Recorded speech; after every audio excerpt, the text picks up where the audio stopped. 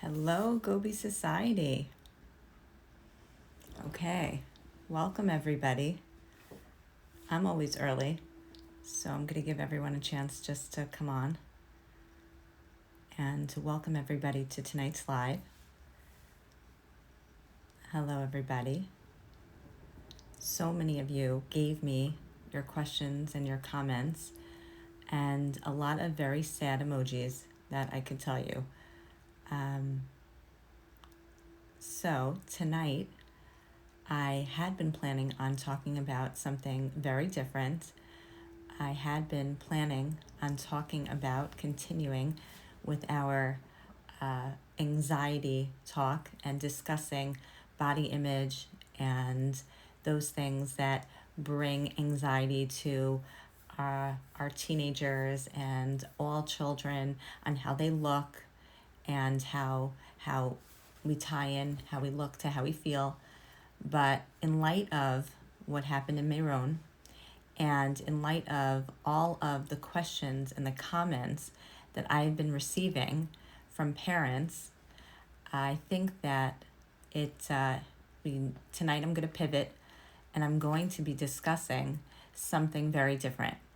I'm going to be discussing tonight the anxiety that parents feel when their children have been exposed to the situations through the media, through social media, through friends. What do we do when our children get messages that we didn't tell them?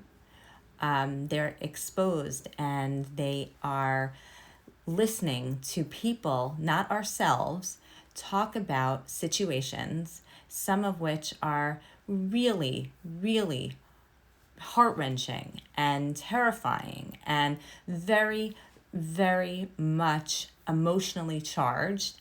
And what do we do with that? We can just protect our children so much. And the truth is, a lot of the information is information that we want them to have. But what do we do with the knowledge that our children have experienced? Since Thursday night, our children Friday morning went to school, and over Shabbos, and now today's Sunday, and they've been experiencing information in a lot of different ways from their friends, from social media, from teachers perhaps, from school, on the bus, and not just about what happened in Meron, but this could be in many different opportunities that our children have to listen to other people and their take on experiences. And as much as we try to shelter our children and to be the one to funnel to our children what we want them to hear, that doesn't always happen. Just a short while ago, I listened to the levaya, to a funeral of Donnie and what happened. If any of the children of a certain age listened to that heart-wrenching and very emotionally charged levaya funeral, that was heart-wrenching. And so, let's say a parent really didn't give their child permission, but a clip of it is going to go live and go through, social media, or, they're going to experience it. And I didn't allow that. I didn't tell my children that they could listen to that. And what I've been hearing from many parents is, what do I do? And not only that, but we have to understand what happens if our children are really emotionally charged up. How do we know how affected our children are by the information that they're given? There's so many times that in my practice that I get parents who say, my child is not sleeping.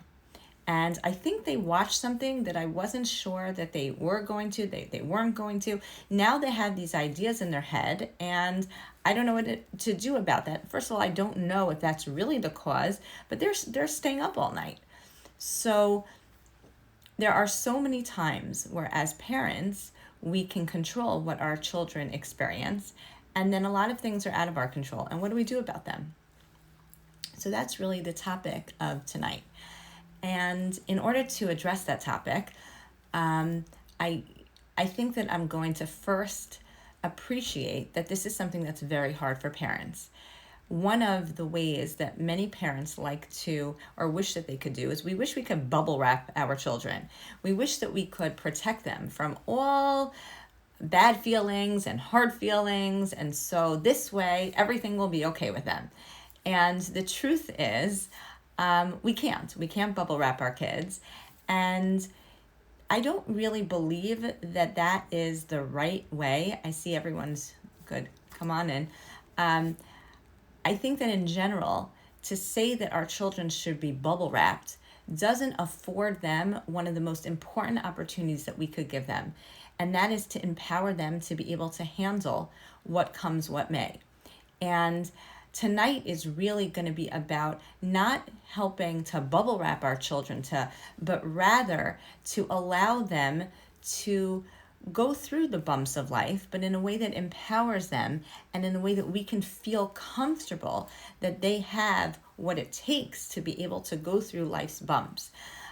Someone once told me a very, very long while ago that to pave the way for our child is to spoil our child. And that is not what we want to do. Instead, what we want to do is we want to empower them to be able to handle all of what life brings, and we'll be there with them, but they've got to experience things too. So it's that fine balance. And that's really what tonight is going to be, kind of balancing that out, where we can get involved, where we can support our children, but of course, where we also have to afford them the opportunity and just know that we can't bubble wrap them and we can't protect them from everything that comes what may. So the mnemonic that I feel would be helpful, and in Gobi Society, there's always going to be a mnemonic.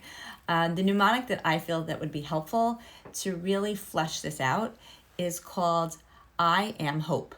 Okay, so what do we do? Our children are exposed to something that they've heard about what happened in Meron. They're sad, we're sad.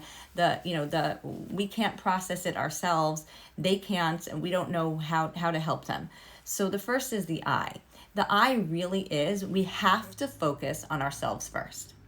And what I mean by that is we need to be at our highest brain capacity. And so if we honestly are emotionally so out of sorts that we can't put ourselves in the right mind frame and say perhaps just things that are going to be helpful to our kids, then we're not starting off the process in a good place.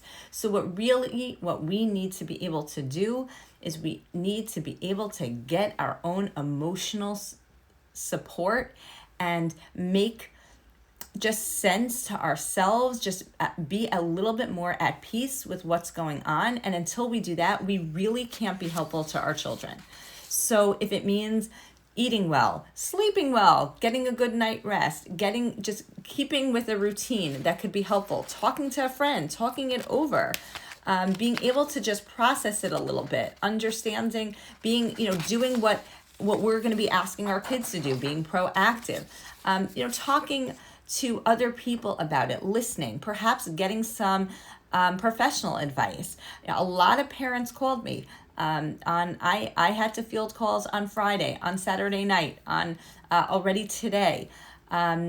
Should my child listen to this? I think my child has heard that. So I think that that was already, you're already ahead of the game if you are trying to get for yourself as a parent some emotional stability to be able to handle, what you're going to want to be able to give to your child. So that's the I.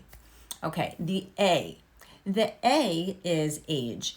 Age really matters. What we're going to be looking for and understanding is some signs and symptoms for our children of what they know, what they don't know, how they're expressing themselves, and what different children process hard experiences differently. So when a child is really, really young, they are very concrete. They even might think that they're the ones that caused a situation to happen.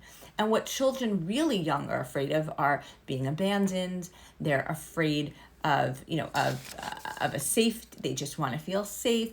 They want to feel emotional support. They really want to. It's very concrete. And so the way in which one would then talk to them about, and we'll talk about how to speak to your child, but it's going to be very concrete. They don't need to know and understand the details in any sort of way, the way that you're going to want to discuss it or understand it with your teenager.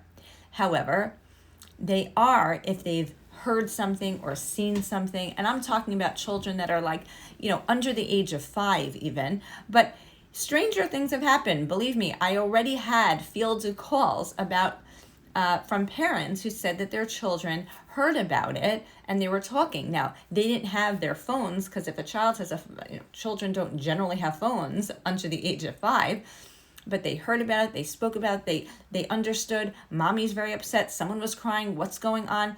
And so really, for that age child, it's important to understand that they're very concrete. They have this understanding that maybe they created it, they caused it, and really they're just afraid of being abandoned, safety issues, very concrete. As the child gets a little bit older, 5 to 9, they're also still concrete. They also don't fully understand and recognize really what the idea is about what's happened, but they do understand the understanding of what death is, in just with regard to the fact that it's something that is final.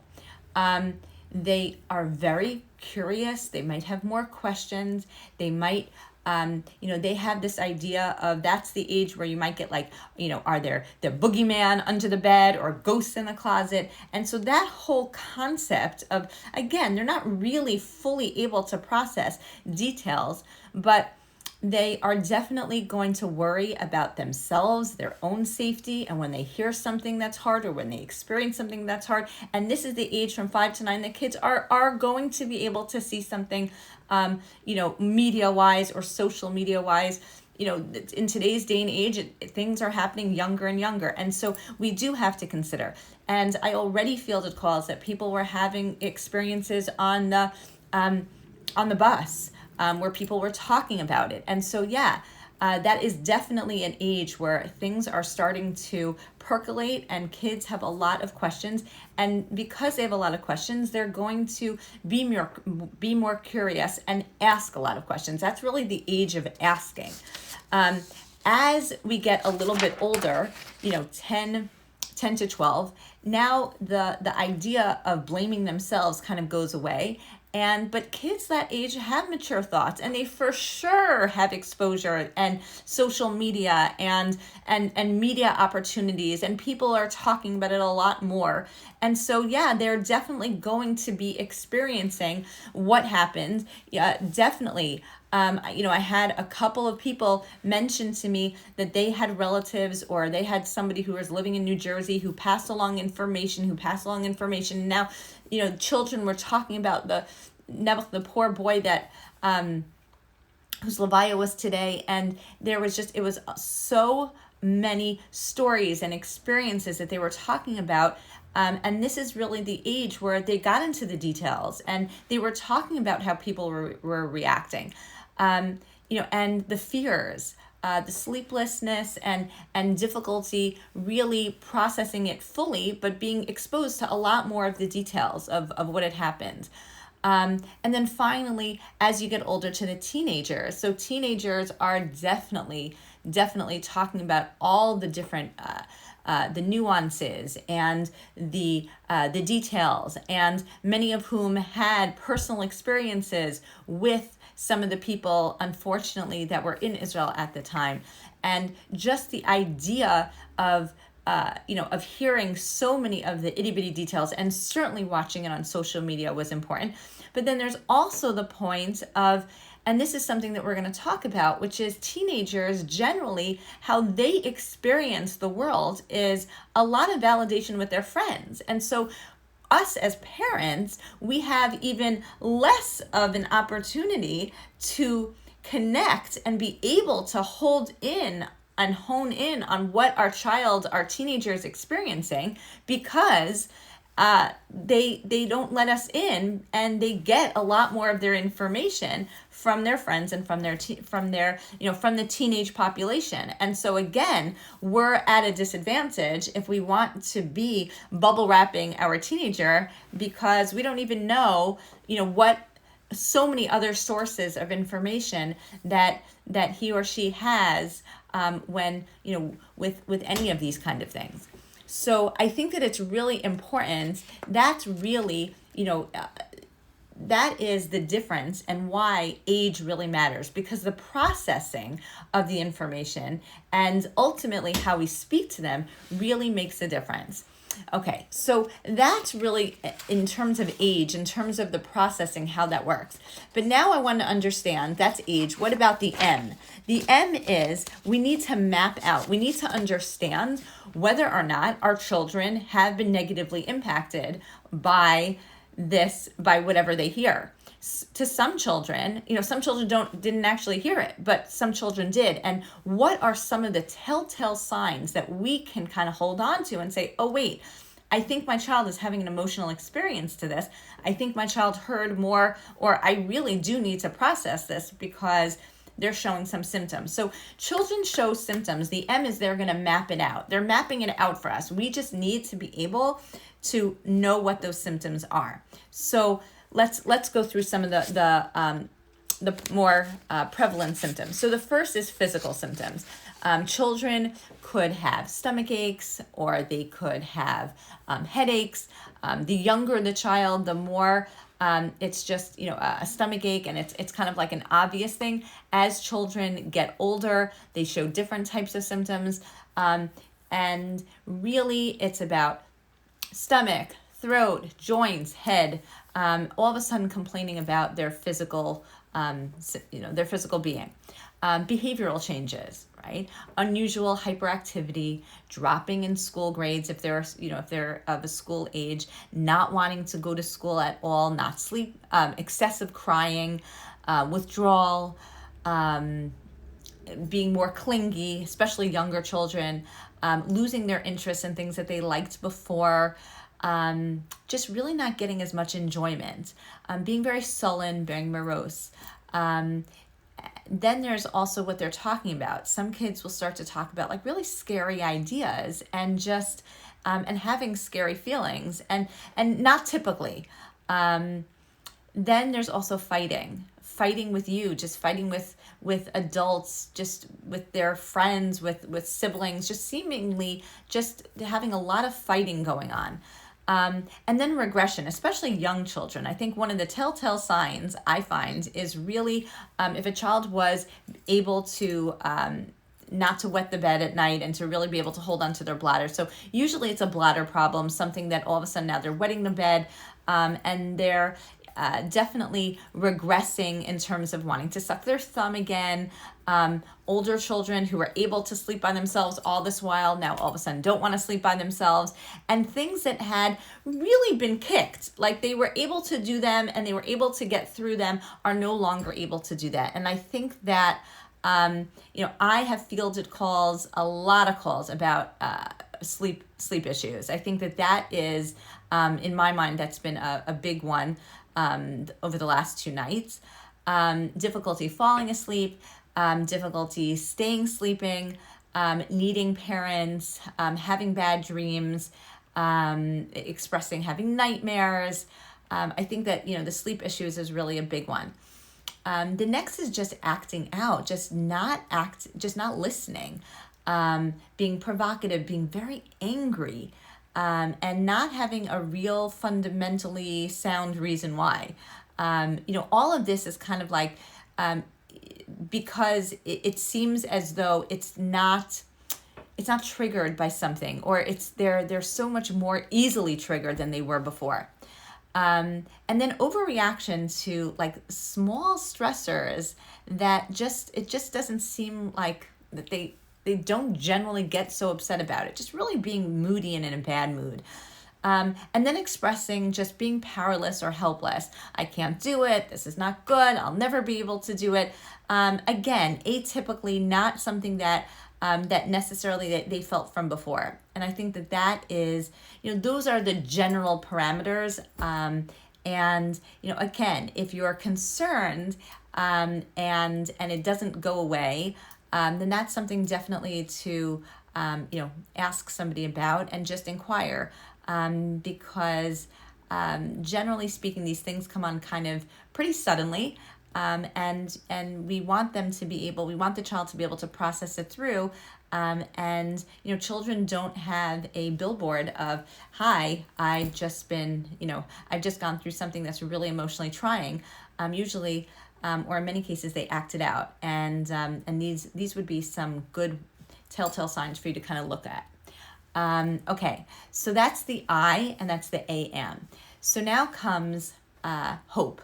Okay, so the H stands for hug or physical expression of emotional support. And children really need that in order to feel grounded and safe. And what I mean by that is young children could use the hugs and the kisses and the tender loving care, but so can your teenager and your older child. And it doesn't have to be so obvious, like, oh, do you need a hug right now? Let me give you a hug. But in describing the scenario of having these open conversations that I'm going to be describing, it would be a great idea to hold on to your child's hand, just kind of reach for their shoulder. Any physical, emotional grounding is really very helpful. Many children have transitional objects like a pillow or a dolly, and it wouldn't be a bad idea also to give that extra for the child to be able to get some extra hugs in that too, because the physical grounding really is helpful. It's not only the verbal recognition and the verbal experience, but oftentimes it's in the nonverbal too. And it's very helpful for a child to feel the warmth and the nurture and the consideration that a hug or a tender grabbing the hand or holding onto the shoulder, especially with your teenagers, because they're going to shrug you off, but who cares? You got it in. And like I always say, you just leave a messenger in their camp, and that messenger will kind of like do its thing. You got kicked out, but the messenger got to stay. So the little spy. But that really is important, especially when these types of situations, when you're not sure, but they've definitely been exposed, or they've been hearing about, or they've experienced something that's very hard to handle. Okay, next is openness. O is for openness. And what do I mean by that? So as we had started in the beginning, we had discussed that really it's more a function of you having to first take yourself in the situation, and then once you're like in a sense of calm, then you can help your child. And this is really why this is so important, because the next stage is that children really need to feel that they will be listened to, that you can field their questions, and depending on their age, depending on what they're up to, they are going to have a lot of questions, a lot of comments. And really, in order to have open and thoughtful communication with them, you have to be in an emotionally okay place and know how to invite that, especially with your teenagers. And that is going to help with the reassurance and the sense of security, and really making them feel like they can that they can go and they can be, they're going to be taken care of and they're going to be helped. So how do we give openness to our child? So we really have to be able to understand with them how we feel. We have to be able to understand with them that what our emotional experience is, and that we certainly have to tell them that our emotional experience, like mom is looking really upset right now. I am feeling very sad right now, but I'm not angry with you. I might look like I'm upset, but that's because I am. And I think that it is okay. It's not only okay, but it's important to model for them that we're allowed to be upset, and why we're upset and how it raises, our whole emotional experience, we can talk to them about it. We should be talking to them about it, because in that way, what we can reinforce for them is that we do understand that it is scary, and it is something that that is emotionally trying and is so painful. But that's the beginning part of the conversation, right? That's the part that we can allow for them after that to be able to, we can ask them a question. So, how do you feel? What do you know? Tell me what you've heard. And we can then start a dialogue, an open understanding. Now, if we cut off, I say openness because if we cut off an understanding of what they experience, then we're not really going to be able to get into what they know. And it's really important that we understand what they know, how they know it, what they processed. And so we have to have an open-ended dialogue. Open-ended meaning we want to get to, what was it that you heard? What did you know? What's been spoken of? Not in the form of an interrogation, but rather in the form of an open-ended conversation that also infuses your perspective, what you've experienced, what it's been like for you, and but allowing them just enough of your own internal experience so that they can feel comfortable to express themselves. And that's really an important message, because really we can be helpful to them. We can reprocess, or we could validate, or we can provide them with security once we understand what they experienced. If we don't, then we could be talking about something, but that's not at all what they experience. It's not at all what they're going through. And so the open-ended conversation of them leading what they know, then leading what their experience is, and then us being able to validate for them that it's okay to have those feelings, because I have them too, or I have, I heard, something similar, and that made me feel X, Y, and Z, is really a fundamental way to process it with them, that they can feel the security, and that you can also feel that you're able to provide them with a new narrative, or a narrative that kind of takes the old narrative that they had, and does something with it in a way that we know that they can move on from it, and that we can be in it with them together. That message of understanding with them also which is very critical, is that social media or the media, they're presenting information in a way that takes on one perspective. And perhaps, especially with, when a lot of people are watching one particular experience, there's going to be what I call the wow factor. Right? Wow, I want to make sure that I really get on that one point, because or I want to, really magnify that, because that's what's going to get the viewage, and that's what's going to get the readers, and that's what's going to get, and that is interesting, but it's also really important that they understand that it's interesting, but that's not reality necessarily. That's somebody's version of reality. And that we as parents, we want to be able to give our kids the kinds of reality that we feel is filtered and adaptive and supportive, and will get to the heart of what I had mentioned earlier, of giving them concrete security. There's no abandonment. It's going to be okay. Now, does that mean that the world is not a dangerous place? Of course it is a dangerous place. And of course, things happen all the time, things that we can't prevent and things that we cannot control. But our children don't have to focus on that element when there are so many other elements that they can focus on, right? There are so many messages that could be derived from different situations that arise. And if we're just going to take one perspective, what I call the wow perspective, then really what we're doing is we're doing a disservice to our children, because then we're only getting that one reporter or that social media experience, or the rumor, how rumors have it. And that is not enough to provide our children with what they can do to be able to get through what they're hearing, what they're experiencing, and it's not okay. It doesn't allow for an open dialogue. But what does allow is the conversations that we can have.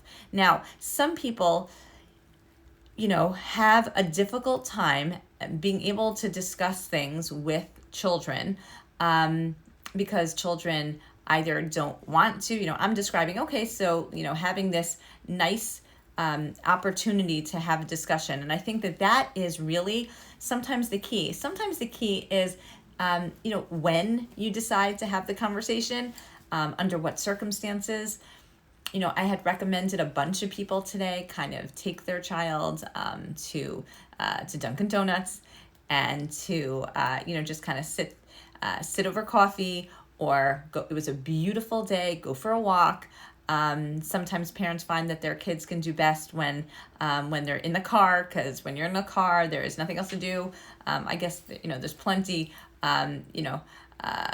electronic things that you can be using, but essentially there's, you're kind of in a small space, and finding the opportunity to have a discussion when there's no other distractions, and clearly it's something that is of importance to you because you're making the time and you're making that individual effort, is really important. For others, it was kind of like, well, if I just isolate one child, they're not feeling very comfortable with that. But if we kind of have a family discussion at the table, maybe that would open up the dialogue and allow for all of the parties involved to be able to have, to have an open discussion in a seemingly like, there's no spotlight just on one.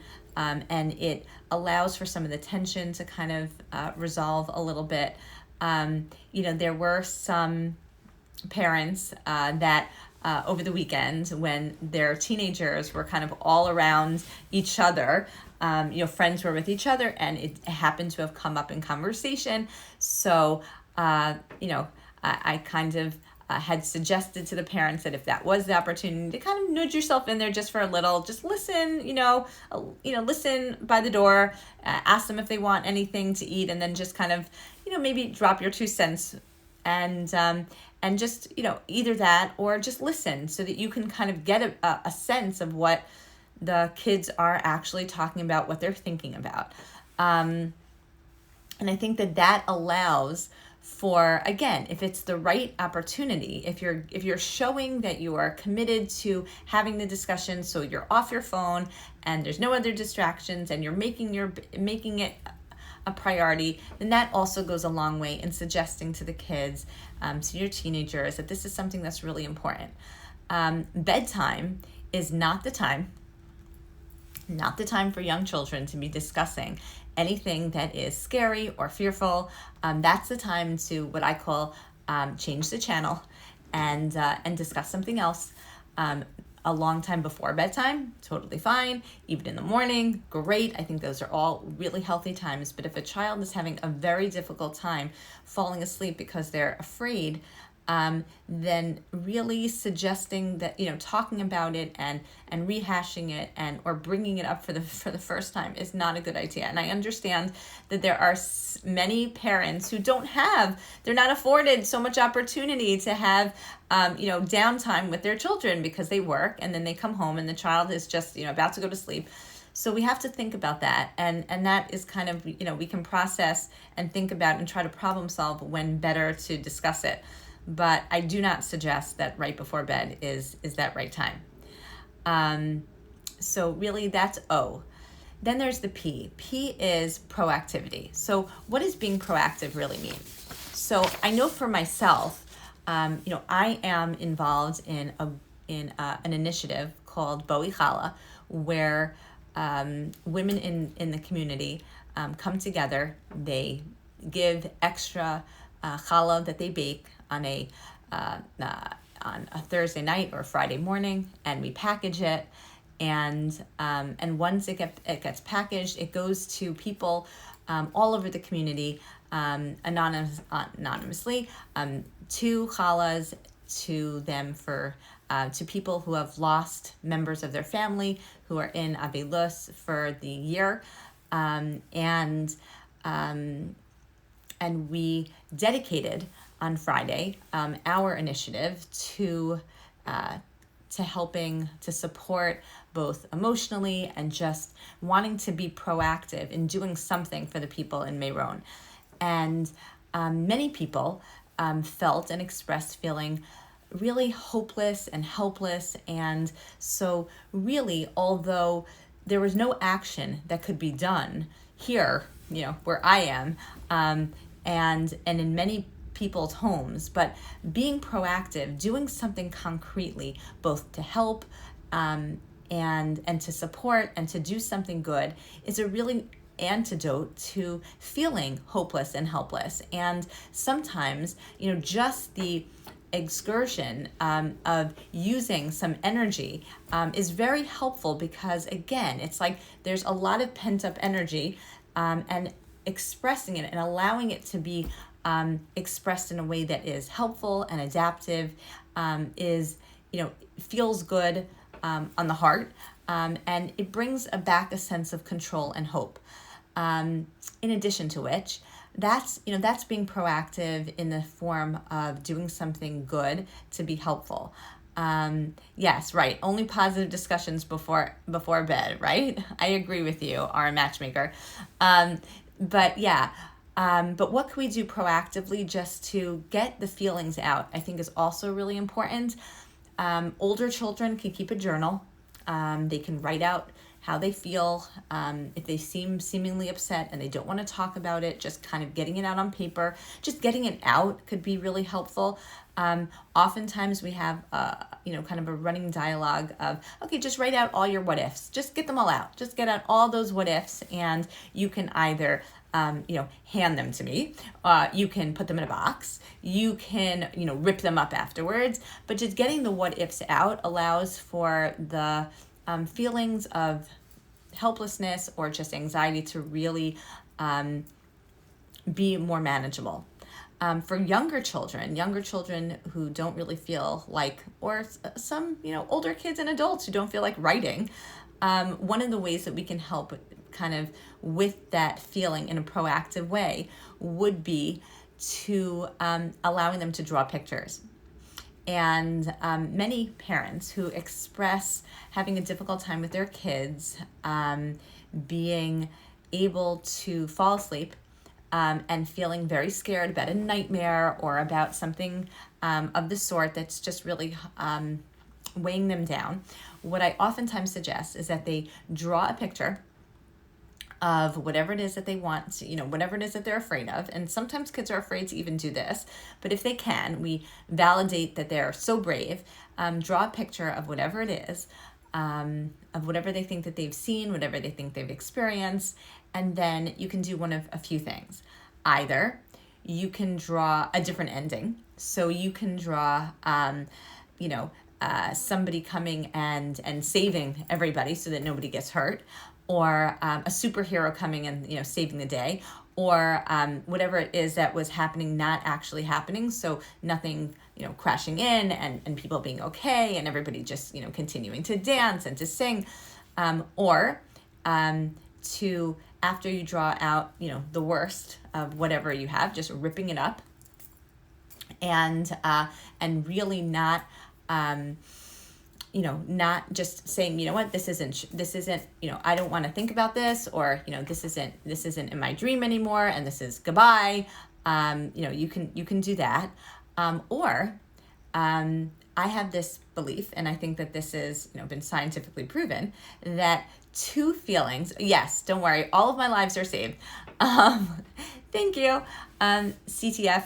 So really, when you're able to draw it out, and then instead of the negative feel, but actually adding some humor or drama, something funny, like if the bad guy now has a crazy mustache, or the bad guy slips on a banana peel, or, something else that is going to switch the mindset from something that's negative, a nightmare that's negative, to something that's positive. Now, under certain circumstances, if it's just a general nightmare, that's fine. If the child has experienced something through social media or through media and really has seen, some of the terrors, then that wouldn't exactly be the right one to choose. For sure not. But I think that, in this situation, possibly the one where people do get saved, or just ripping it up and saying, that this isn't, just trying to get it out of one's mindset, would be more helpful. Or kind of just putting hearts and flowers and trying to save, the people, and giving hope, and just what I call just changing the dialogue, changing the end of the story, so that the child can experience more of a sense of not, nothing that happens, but that there's more of a happy ending, that it doesn't just have to be ending with something that's horrible and sad and just draining, but rather a sense of hopefulness and control, because ultimately, really that's in one's perception. And it would be great that we could do that proactively through drawing pictures and being able to really have that as a medium of being proactive with the children. Another way is writing letters. I do find that there, especially children that have understood that people went through a crisis, being able, and we could be proactive. I know that a bunch of people had their children, I had recommended doing a lemonade stand, raising money, and a bake sale, and but writing letters just to really be able to let the child, or let yourself, just say, you know what, this is what I'm with you, or this is how I feel, and I wish that I could extend this to you, and have something that you can feel really, just that you can reach out, because that's that feeling that a lot of people have when they hear and they experience with other people something that's really very hard, and that that helps to lend a sense of, the proactivity lends the sense of control, and a sense that you can do something, and that you're not stifled and without opportunity, because really oftentimes that's what these experiences do. It's so much sadness and so much lack of control, and we just want to be able to do, and you do, and it's fine for your child to do, and I think that goes a really long way in just kind of maintaining that balance again. Okay, so that is the P of hope. And then finally, there's the E, there's the educate. So really, as I had mentioned, we can't prevent our children from experiencing whatever they did in whoever told them and whatever they told them. But we do have the chance to interpret for them what had happened. We do have the chance to provide facts. We do have the chance to give some level of education for our children, so that they can kind of hear our perspective, and with the hope that they can do, that really helps to recreate a narrative. And that goes through being able to maintain the hearing and the seeing, and encouraging them to be able to talk about as much as possible. Now, there are certain ages, as I had mentioned, that like to talk about these things, and they kind of need to. That's in their processing. The 9-year-old, the 10-year-old, the 11-year-old, they're going to be talking about it, questioning about it, and really trying to make sense of it. Your teenager, on the other hand, might be, angrily just dismissive, and really is going to be doing that exact same thing with friends, and that's going to be harder. But again, just affording them the opportunity as much as you can, and being patient with them. If your child is reaching out to you and you're huffing and puffing and being in your tone, or just in your body language being dismissive, then you're closing out on you're affording yourself this amazing opportunity, and then you're kind of closing it off with the way that you're reacting to them. So try not to do that. I don't think that is, that's not going to be as helpful to them as we could otherwise get. You really are the biggest piece of the puzzle, and so to educate them is really important because it allows them to get a perspective. It allows them to have something that they can express themselves without feeling or what's going to be, because there really should and could be an opportunity for them to be themselves and to be vulnerable. And so take their vulnerability and bring that closer to you. Make it be something that affords you a closeness, because really through this through this opportunity comes an amazing opportunity for closeness and for what I call meshing together with them, and also to understand with them that there are other elements. As I had mentioned, there are other elements that you can focus on. There were plenty of good people that were trying to help, and plenty of good people who were dedicating their time and risking their lives and really making such an effort. And maybe that didn't get established enough in how your children heard and what they understood. And that would go a long way, because that validates the opposite, that that good things do happen, that people are good, and that life has is hopeful.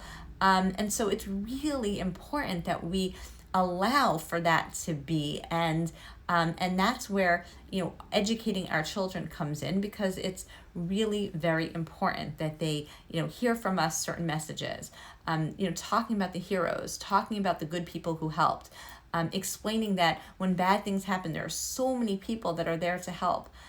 Is such a powerful message that we could be giving over. That's not always the one that that comes across on in social media with the clips, and encouraging our children to follow in the footsteps of heroes, and to really make an effort in all of the messages of for growth and just for for human development. I think is really important. And that's the E, that's the education, that we can re-educate when our children have already heard whatever they've heard. But the E also stands for expert opinion required. And after all of what I've talked about today, it's clear that sometimes there are kids who really are struggling. And I have been people have reached out to me, and with just a hunch that their children are having a difficult time. And it's still a little bit early, right? It's only been, a few days. And so, there was a part of me that was going to do the live last night, just because I wanted to reach out already and give over information and try to be helpful, in a more public way, because I have been footing calls for a couple of many hours now. But the idea also is that, give it some time. As I have mentioned, there are 3 sizes to a problem. Okay, there's the small problem, and the small problem is a problem that you can handle by yourself. It's a problem that affords you the opportunity to do problem solving and to really be able to do it yourself. You may not get it right, but at least it's in your control. Once a problem is no longer a small problem, you've tried, then you bump it up to a middle-sized problem. And a middle-sized problem, by definition, this is something we teach our children, is that you can get help, you ask for help, and the help can be in the form of a friend, it could be in the form of a sibling, it could be in the form of a teacher or a parent, and that is really helpful because you're not alone. You can ask for help. But then oftentimes, it bumps up to a large problem. And a large problem is a problem where the person that you asked for help couldn't figure out all of the answers. And it's not because it didn't come from their heart was there, but that they just didn't have the answer. And we have to express to ourselves and to our children that sometimes there are large size problems. We don't have the answers, and that's where we get professional help. We get an expert, we get a doctor, a principal. When a child gets a paper cut, they handle it by themselves. When a child, scrapes their knee, the parent can put on bacitracin.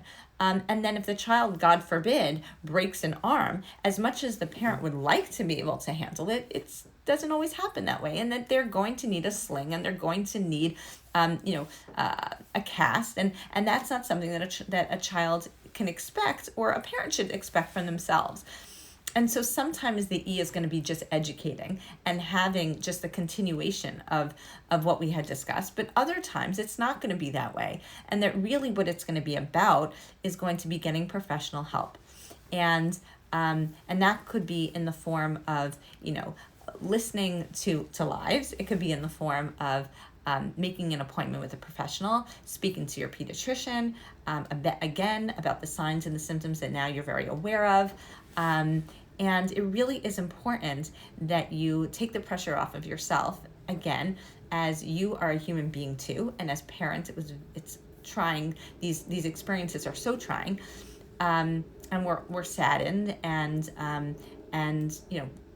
life is just much just very, very sad, and our feelings are valid. But at the same time, it is also important to understand that with these telltale signs, you might need to have a professional just kind of overseeing, making sure that things do go in the right direction, and that no one is kind of hindered by their emotional experience. And finally, I was planning for the starting on Tuesday to do a 6-week cohort, a great workshop for parents on everything pertaining to anxiety, anxiety for your kids, in relation to going to camp, being in camp, anything that comes up in the summer, social opportunities, emotional opportunities, self-esteem, bullying, and I've been so excited to launch it, to give it, but I am going to take this week, actually, to be supportive in the anxiety pertaining to this horrible traumatic experience in Meron, and to be there emotionally, because I think that, again, as parents, we do need that emotional support, and things will be coming up this week, because as things unfold and as information gets disseminated, we still can't control what our children experience, and there's a lot that they're going to be experiencing this week. As we all came together as a nation.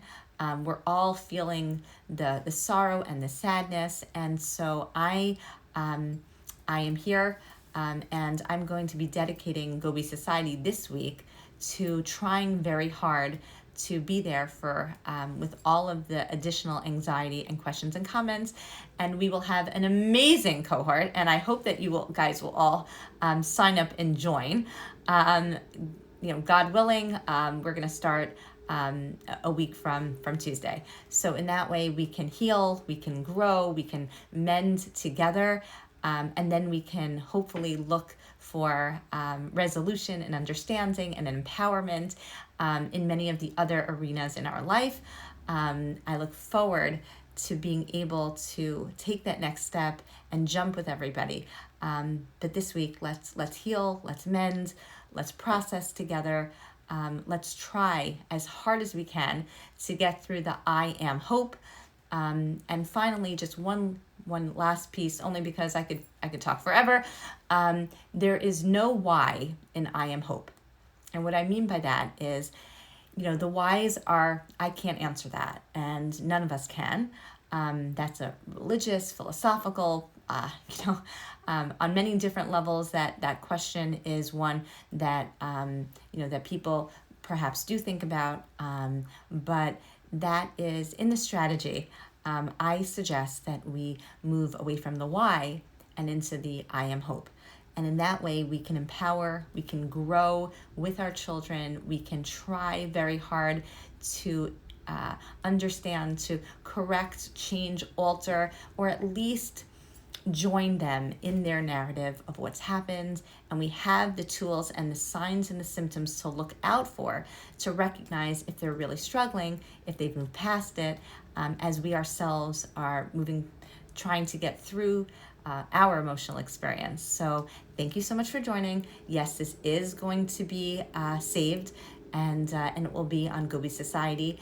And please feel free to continue the dialogue and your questions and your comments. They're all important, and especially in this time, Go Be Society is a place where you can have your questions answered and get the support that you need.